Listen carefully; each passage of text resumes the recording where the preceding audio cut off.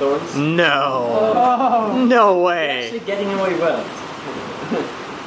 I have to question, why do people plant roses? I mean, it's just a green plant that has thorns in it for most of the time. But I believe it's because people know that there's going to be a blooming flower at the end, and that's going to make the thorns irrelevant.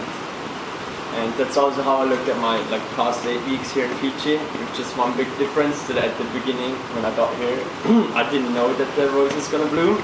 I could only hope for it. Well, the G-Guys field guide at least gave me a little notice about the potential thorns that I could encounter here on base. So I brought a bag full of stuff that would ensure that my rose would bloom here. Oh well, I was pretty wrong.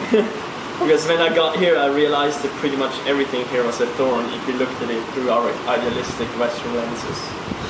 The only way I could get a rose blooming under these circumstances was by bringing a plastic rose. But guess what? That's what I didn't bring. Unfortunately,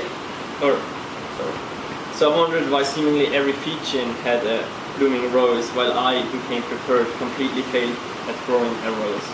I thought of all the thorns I believed were there. Ollie eating all the leftovers, even on midnight. Buckets that don't refill themselves. Rick complaining about me sitting on his bed with sandy feet. Mattresses that gave you the wrong impression that there was actually something in between the bed and you. Wi-Fi so slow that they couldn't post a picture of my overpriced double beef burger on Instagram. Show a smoothie 15 minutes every time I got home from school. And the freaking ocean that was so loud I couldn't sleep. That's when it clicked. Are these things all thorns, or just evidence that all of us here live in a world without thorns? To have such complaints, I must live such a luxurious life that nothing in here could be considered a rose. Or a thorn, sorry. We don't see thorns, we merely complain that our flower isn't evenly colored. By constantly thinking about problems, we miss to see our beautifully blooming rose.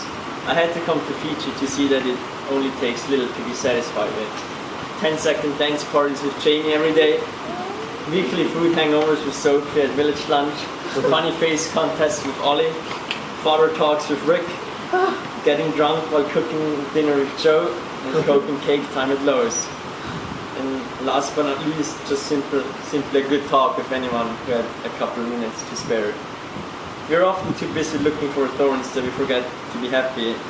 I'll return home with the bag still full of all the stuff that I brought to make my rose bloom. And that's what I thought I would need. But this time I'll bring back the rose with me, so I won't forget that you actually exist. Thank you very much for the time.